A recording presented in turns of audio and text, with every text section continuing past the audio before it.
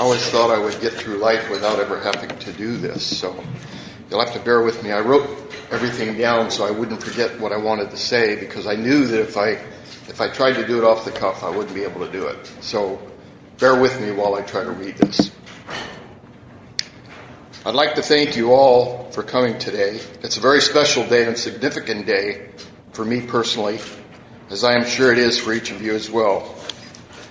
When I started this journey at Boeing with Sue Enders, Ron Case, and Jerry Robertson, and a few others, and I see some of you are here today. Jerry, thank you for coming.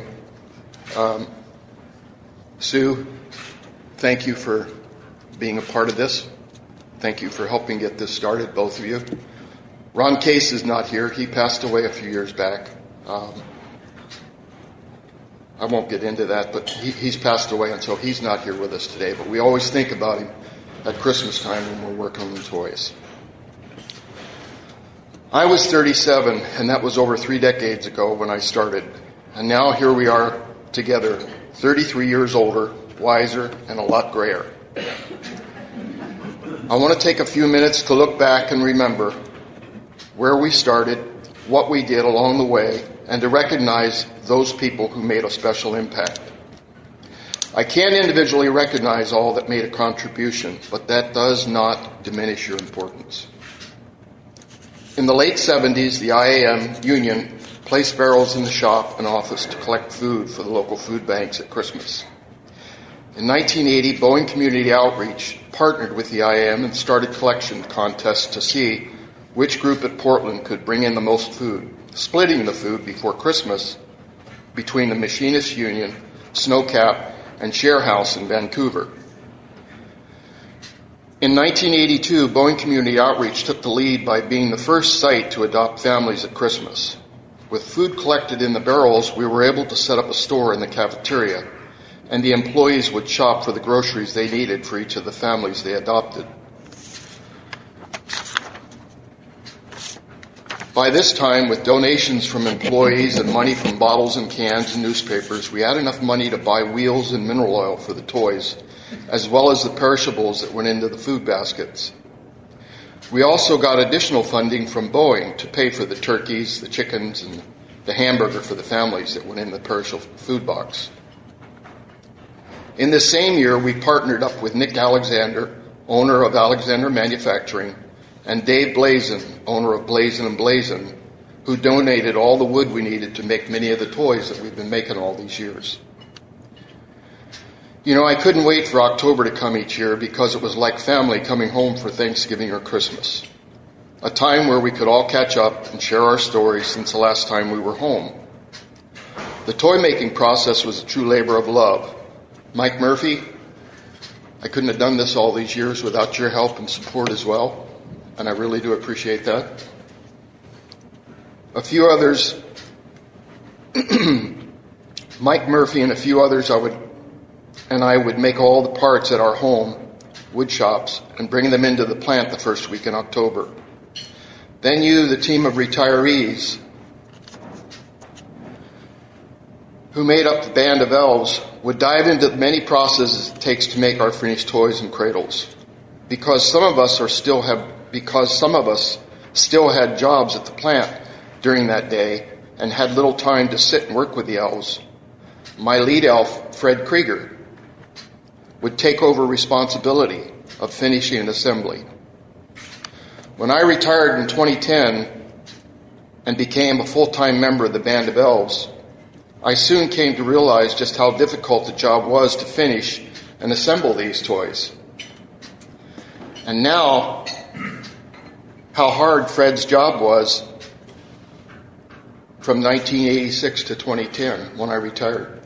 I never realized the amount of work involved in what he did for me.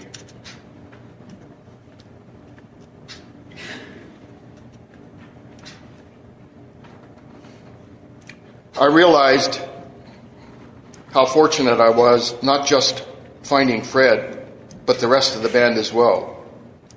And in the past 3 years, now that I've become one of them, what an honor it has been to work under his leadership and guidance.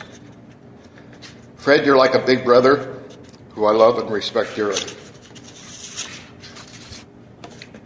There are thousands of stories that define our history, but I have to tell you two.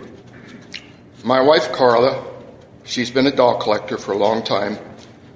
She's kind of put that aside now, but back during the day, as she was a doll collector for so many years, I would take a cradle home each year at Christmas time for her doll collection, only to take it back and give it to a last-minute adopted family or soldier's family. Fred said I should put Carla's name, have it engraved in it. That way I couldn't give it away. So that's what we did. We put her name on a cradle that year, as in years past. During the assembly process, that I would always come to the cafeteria at the end of the day or early the next morning and check the progress of the Elves. So this one morning, I'm pulling the clamps off the final cradle assemblies, and I get to Carla's cradle. I pull the clamps off, and I notice there's something wrong. The cradle doesn't look right. Well, I'll be damned. My crack of Team Elves put one of the side rails on upside down, and the thing was glued together. Then, because Harold Warshak wasn't in on time that morning, he took the blame. Being the mischievous elves that they are, they even put his name on the cradle and took a picture of it to prove that it was his mistake and not Dave's, since the two of them assembled that cradle. One more personal story.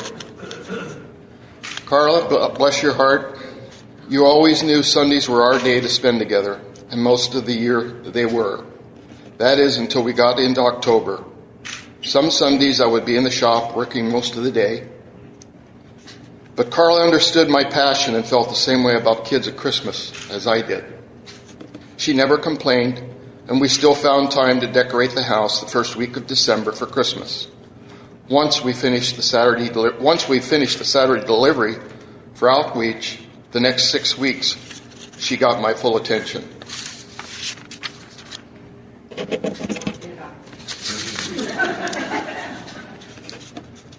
I'll always remember how hard each of you have worked all these years on this journey with me, whether it was making toys, sewing blankets, dolls, stockings, but my proudest moments with each of you were from Christmas 2001 to Christmas 2004.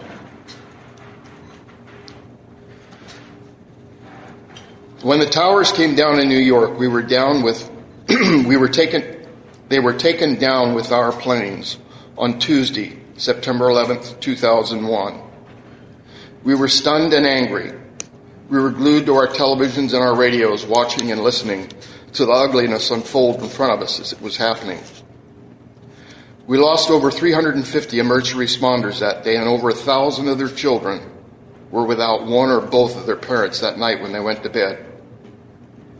We felt an urgent need to do something about Christmas and started working with the New York Port Authority chaplain that I had contacted. We identified 508 children, 8 years and younger, affected by the tragedy. So we called our mission Operation Our Children. To personalize our operation, miniature profiles with pictures of those responders who died in the World Trade Center, together with the child's name, were displayed in the cafeteria on boards. We already had the parts made for 50 cradles and trains for our own outreach program, but we still had to make another 125 sets of trains and cradle parts, because that's what we promised to ship to New York the first and second year. Fred laid out a daily production plan, and we had 8.5 weeks to complete it. We split the Elves between my shop and the cafeteria, and we worked 6, sometimes 7 days a week. But by Thanksgiving that year, we manufactured and put together over 175 cradles and trains. Jennifer, you and the rest of the Lady Elves that helped us, you came to the rescue as well, building an additional 125 sets of cradles, cradle bedding, and finishing the day we started stringing the cradles. We had 10 days to string and box the cradles and trains, and Boeing was right there in the fire with us. The Portland Shipping Department got Bax Air Freight to load the 8 pallets of toys on a 747 bound for New York at no charge and in time for the surviving kids' Christmas party on Sunday, December 22nd, 2001. We did it again in 2002, shipping another 125 sets of trains and cradles, but this time we had the whole year to plan and to execute. But we weren't finished. A commemoration to the fallen heroes of 9/11 we were working on as well while we were making the details. A commemoration to the fallen heroes of 9/11 tragedy on the second anniversary was planned and became a reality with all of your help. All summer long in 2003, under a huge tent in hot temperatures, you assembled 5,000 flags on poles. With the completion of these flags, we were able to build the first 9/11 Patriots Day Memorial Field in the Pacific Northwest at the Microchip Technology site in Gresham. Again, you made a difference because you gave many soldiers and families a lasting tribute, a place to transition from grief and mourning their losses to a place of healing and reflection. Remarkably, your patriotism and compassion revealed itself again in 2004 when you built the second memorial at the same site. This incredible journey has been like a train ride. I was scared when I first got on because I didn't know many of you. But along the way, I've come to know all of you so well. I've watched you getting on and off this train, each with your own reasons, for helping the cause when you could and for moving on when you had to. There were incredibly good times as well as sad and difficult times. The difficult times were sometimes hard to bear or difficult to understand. On more than one occasion, I found myself questioning God's plan when He would take one of you away from our family. During the ride, each of you shared a part of your personal life with me, and I with you, about Boeing, about our trials and tribulations, about marriage, finances, family, hopes and dreams, and about growing old. Much of your wisdom from your personal stories has made me strive to be a better person, to pick my battles, practice forgiveness, strengthen my marriage, and even manage my money so I would be in a better place when I retired. Lastly, the journey would not have been possible without one more family member. Mike, that's Boeing. The company has always given the time, shop labor, materials, space to work, and funds to complete this project each year. Your support and guidance in allowing us to do what we do without a lot of interference was and is sincerely appreciated. As I was preparing for today, a day when we would meet as a band of elves for the final time, I was seeking something memorable to leave with each of you.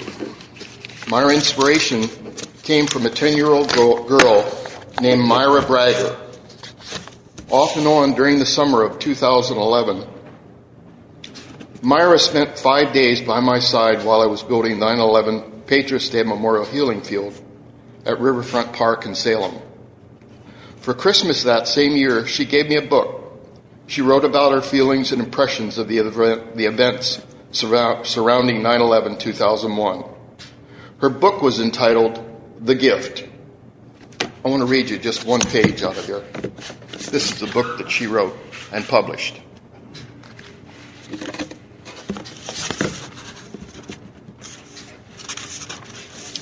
You know, right there in the front, you can see it's The Gift by Myra Bragger. She made 100 of these, and it's dedicated to her family. And here's what she said about the first day. One day I heard poles shatter. They echoed as they banged the ground. They were at a memorial to represent all the people who died in the Twin Towers in New York. That memorial is called 9/11. While we weren't at the celebration, we were volunteering.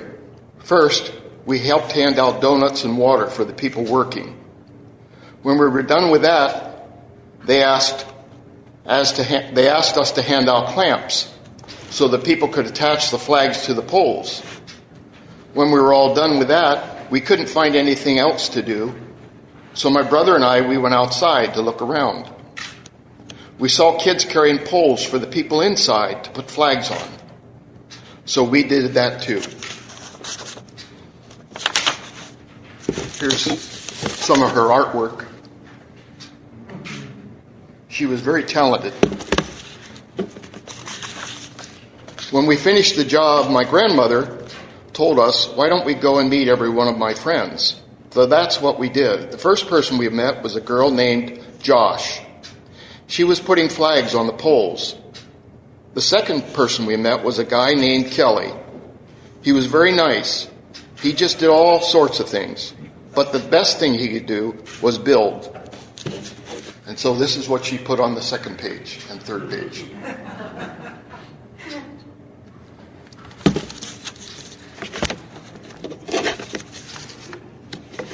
It wasn't until early last year that I decided if 10-year-old Myra could write a book, why couldn't I? But how to begin, though? How to find the time to do this and make all the additional toys I wanted to make, especially those that we haven't made for a very long time. So I asked Hugh, because he's taken thousands of pictures. Many of you have seen him around us all the time for a number of years, and that seemed like the perfect start. I wanted to keep this book a secret and needed someone that had been part of the program and could see what message I wanted to get across in the book. Kay Morrison and Dan O'Halloran came to the rescue, and what a great job they both have done. They gave me what I wanted and then some. We had more than a few struggles in the process. At times they weren't happy with me because I kept adding pages every time they'd think they were done. But we never lost sight of the goal. So this book is dedicated to each of you who have made a lasting contribution to our amazing gifts of love. Thank you so very much for your acts of charity, for your dedicated service to the less fortunate, and for the memories. Thank you for being my special elves. I love you guys. Kelly.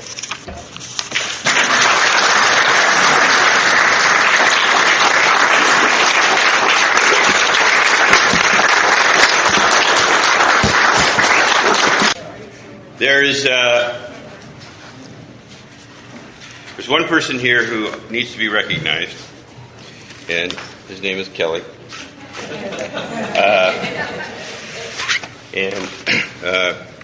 When he recruited Kay and I to do this book, God love him.